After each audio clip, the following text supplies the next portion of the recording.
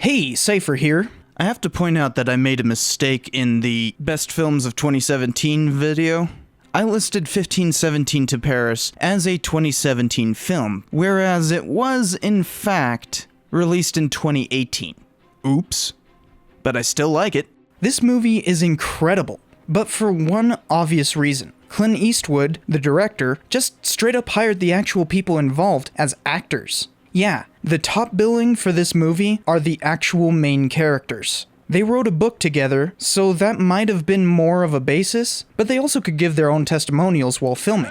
We'll see if we ever come back. Let's go down there. So these three guys were riding a train together going from Amsterdam to Paris in 2015, and a terrorist popped out of the onboard bathroom with a couple guns. One passenger tried to stop him immediately and was shot in the neck. These three jumped to the occasion, one of which bum-rushed the terrorist. It was some kind of miracle that the terrorist's guns malfunctioned, and Spencer Stone managed to beat the crud out of the guy, while his two friends joined in until the terrorist was choked out. You'll notice that I used nothing but clips from the movie for that. Well, that's because the train scene is so accurate that they shot it on a similar moving train, wore the same outfits from that day, and choreographed everything as best they could remember. That's how accurate it is. It is to the point that Alek Skarlatos said, "Now, we don't have to tell the story. We just say, watch the movie."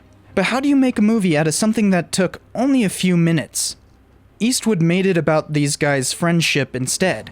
But trust me, they're my two closest friends. The train scene serves as the climax, but the movie begins with their childhood because they've known each other since middle school. The movie jumps between the train and current timeline sometimes, making the early bits of this film a bit difficult to follow. There were a few times where I was going, who's who and what are we doing here? It's not bad, but something to be forewarned of before going in. Also, the mothers, who are played by actors, say some rather unflattering things for their real-life counterparts. My God is bigger than your statistics. I don't know if they acted like this in reality, but they were jarringly bad characterizations. Luckily, that stuff just flies by quickly. The movie really gets kicked off when the friends get together as adults. It's a real breath of fresh air to see friends acting like real friends in a movie, which is obvious because they are exactly that. Their real-life affinity makes the scenes of them touring about Europe or talking with each other beforehand quite entertaining. Now, when I mentioned this movie on my 2017 films list, a lot of people were saying that they really hated the acting.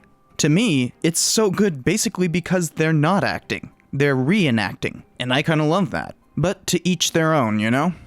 There's only one inaccuracy I could find. At one point, the film shows a shelter-in-place drill for an active shooter at Lackland Air Force Base. It shows Stone at the door ready to pounce on the shooter, which is meant to be foreboding of the Paris train shooting. Unfortunately, this is actually referring to something that happened a year after the Paris incident. Lackland had a murder-suicide in 2016. Now, I don't know if Stone did have such an experience then as well, ending with the instructor saying this.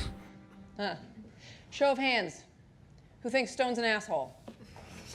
Come on, man. Yeah, me too. That's gonna be on the test. But it didn't happen beforehand. Perhaps this is Stone misremembering for the book. I don't know. Either way, it's a minor anachronism for an otherwise stellar film. Eastwood finally made a based-on-a-true-story film that I think holds up. I've been waiting for a good one from him since Flags of Our Fathers and Letters from Iwo Jima. I knew he had it in him, so I highly recommend 1517 to Paris. I'm going to be traveling for Christmas, so there won't be any episode next week. But we'll be starting the year with this thing. It'll be fun, so I'll see you there.